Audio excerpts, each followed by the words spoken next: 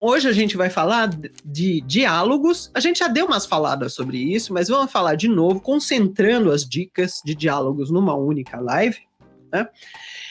Porque diálogo é algo que dá problema, né? É mesmo? É mesmo. Disse Sidney Guerra.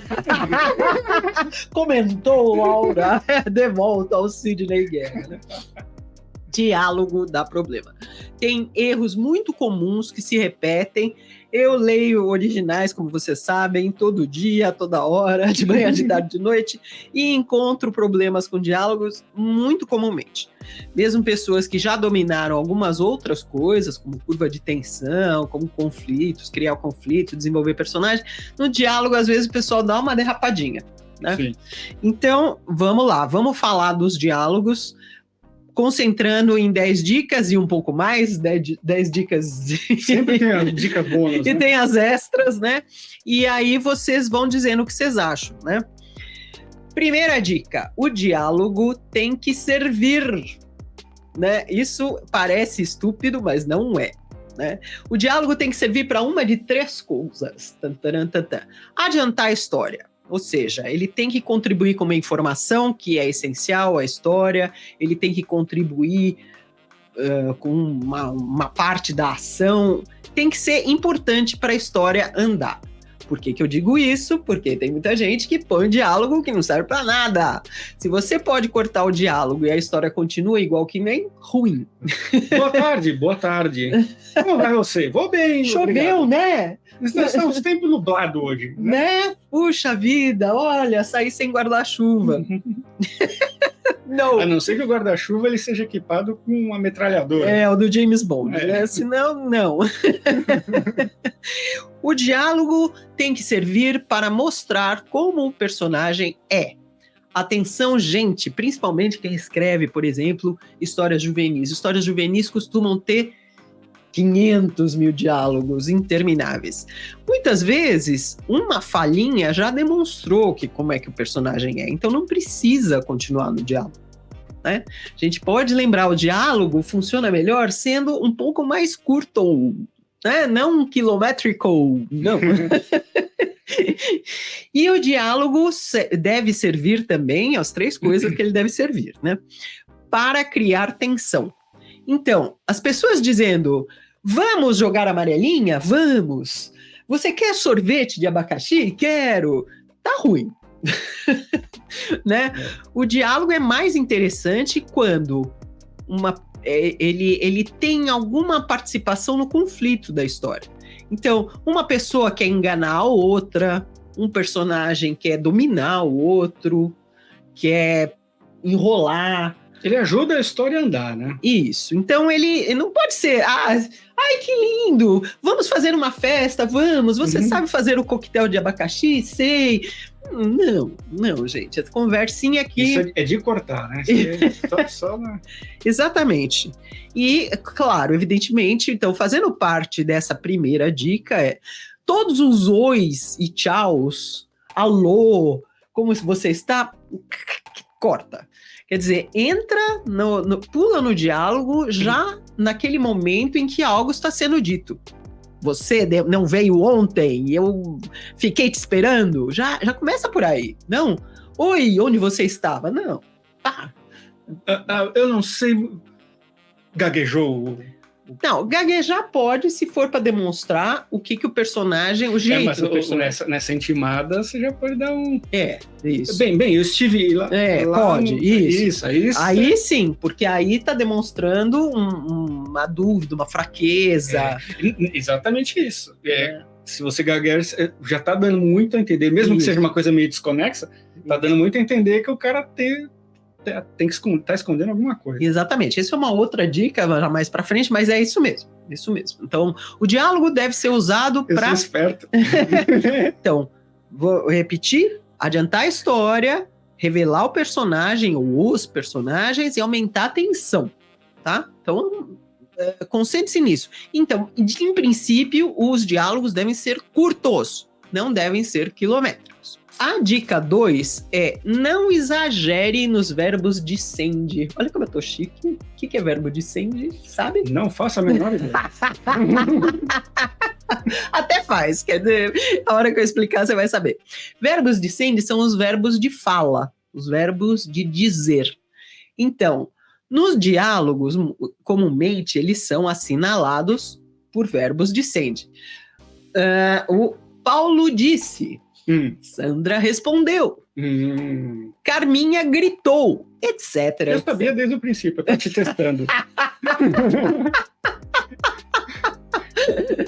Então, a gente tem em português verbos de sende, tem uma tonelada, tá? Exclamou, sussurrou, murmurou, etc, né? Como é que é muxoxou? Quando você faz muxoxou, não. Muxoxou não é verbo. Mas nós temos muito, né? Comentou, e etc, etc.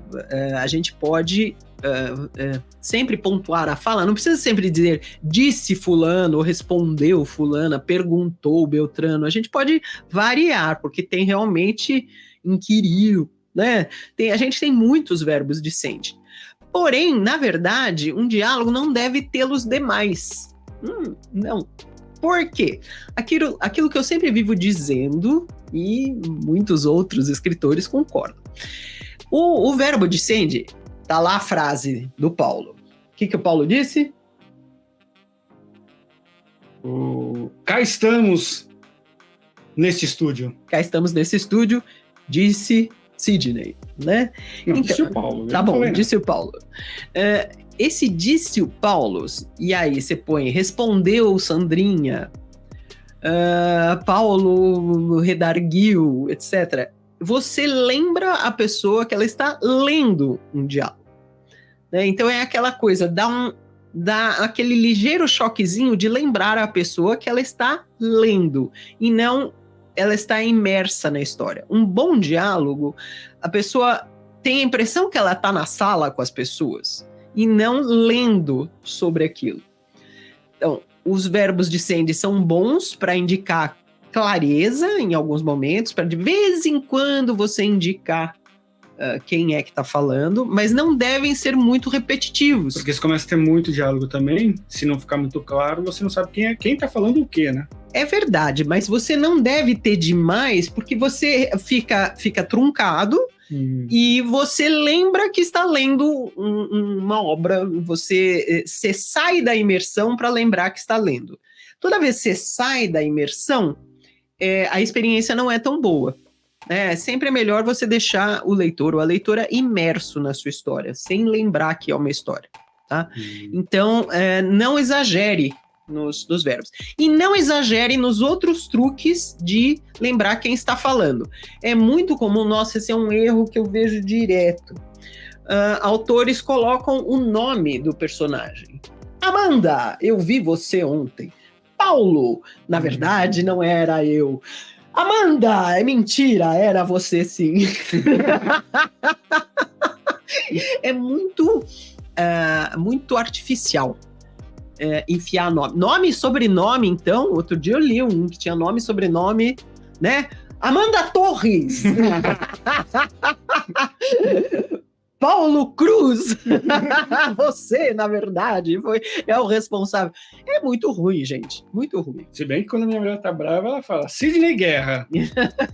Tá bom. De vez em quando pode ser, mas não é comum as pessoas repetirem o nome umas das outras e especialmente não repetirem nome e sobrenome. Então, pessoas, evitem.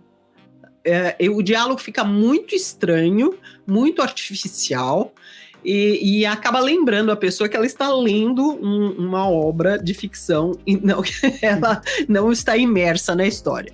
Temos comentários, querido? Antes de qualquer coisa, nós temos aqui a contribuição do William Petrauskas. Muito obrigado. Mandou um super sticker pra gente. Valeu, William. Que belo nome, Petrauskas, que bonito. Muito bem, ó, e o Josélio tá falando aqui, ó, tema bom, gosto muito de diálogos e a sobremesa da obra, odeio diálogos vagos e informais.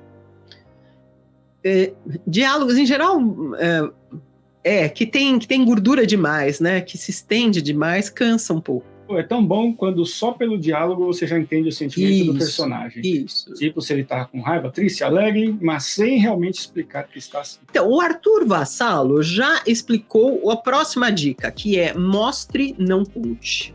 A gente já falou várias vezes que mostrar em vez de contar em ficção é sensacional, né? Sempre.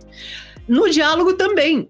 E é o que o Arthur está dizendo. É muito melhor você, pela fala, demonstrar que o Paulo está com raiva do que dizer Paulo está com raiva, ou disse com raiva, ou gritou com raiva.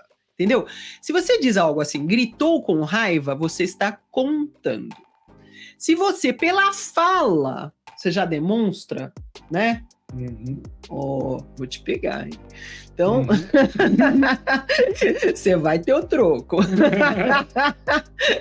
Você não precisa explicar, você está demonstrando o que o personagem sente, demonstrando o que o personagem pensa.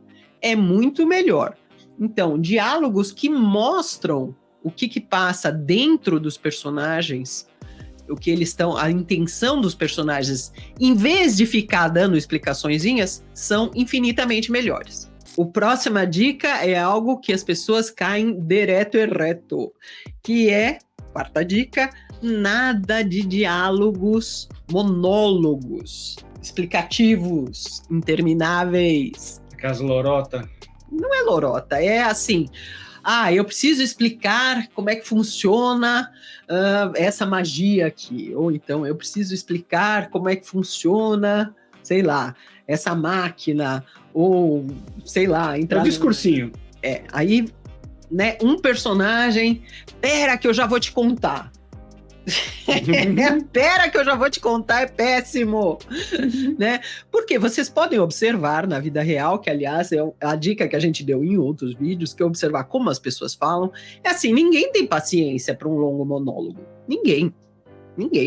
Então, quando alguém começa né, de um modo chato a falar, alguém corta, se for possível, né? Se não houver um desequilíbrio de poder, for um professor chato numa aula, os alunos até deixam, né? Mas se for num diálogo entre pessoas mais ou menos do mesmo nível, se alguém começa, deixa eu te explicar, não, não quero, me passa um e-mail, depois eu vejo, né? Então as pessoas não têm paciência, e numa obra você não deve fazer isso. Eu vejo muito comumente personagens explicando a sua razão de ser, explicando política, explicando sua crença, explicando por que fazer meditação, explicando como entrar em outra dimensão, lá. Não, tá? Não faça isso, porque isso entedia quem tá lendo e torna extremamente pouco natural, muito artificial, porque ninguém fala assim, e se a pessoa tenta falar assim, os outros cortam. Olá, eu sou a Laura Bacelar. Eu presto vários serviços no mercado editorial. Eu ajudo autores a tirarem dúvidas com consultoria, eu faço mentoria para quem quer escrever livros de não ficção e eu faço leitura crítica com viés editorial. Se você tiver interesse, veja os meus dados de contato aqui abaixo desse vídeo.